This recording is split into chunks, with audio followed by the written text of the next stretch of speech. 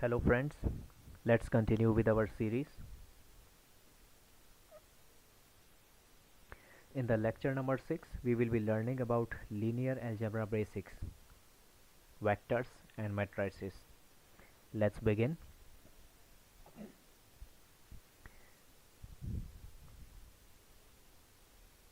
At first, we have vectors that represent the data or that are used for representing data. A vector is an unordered list of numbers or 1D array. It is used to represent features of a data point. Example: age, height, weight, etc. Notion: in this we have the column vector, which gives the vertical list, and we have the row vector, which gives the horizontal list. For the operations, we have addition and subtraction, which is element wise operation, and we have scalar multiplication, which multiply every element by a constant. And finally, we have dot product, which measures similarity between two vectors. At next, we have matrices, handling multiple data points. A matrix is a 2D array, which is rows into columns, representing a two-dimensional data or data structure. It represents an entire data set. Each row equals data point, each column equal to feature, right? So a matrix represents a complete data set where each row is a data point and each column is a feature, which means each column describes what or how a feature exactly works. In the matrix, we have some common operations, which are matrix multiplication, that is used in model computations. We have transpose, which is flip rows and columns, like we flip them and make them inverted to each other. Then we have the identity matrix, like multiplying by 1, where we multiply the entire matrix by 1. These are used in machine learning for batch operations and linear transformations, right? Finally, we have y vectors and matrices matter in ML.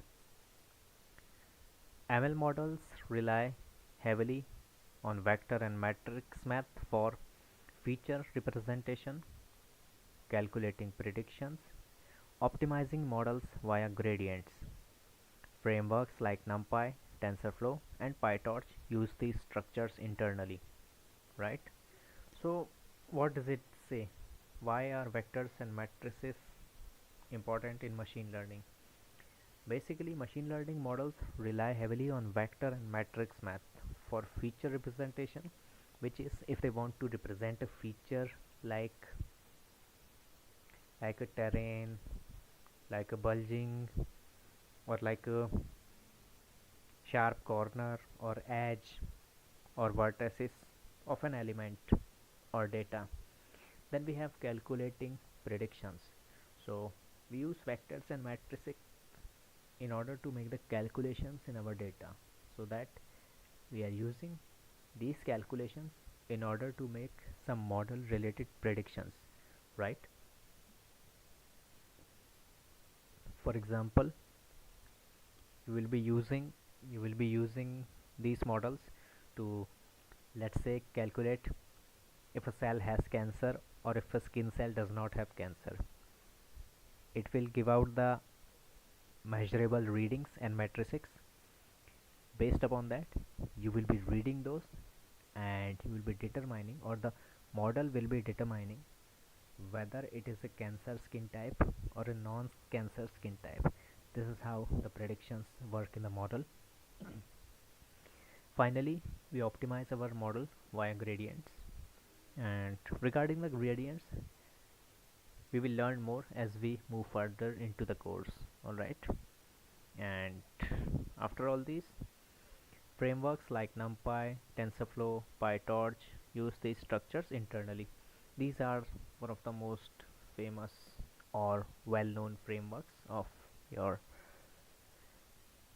Python, and these are used in the field of machine learning, and we will get to know about them as well.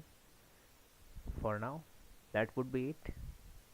I hope you were able to understand, and thank you for watching.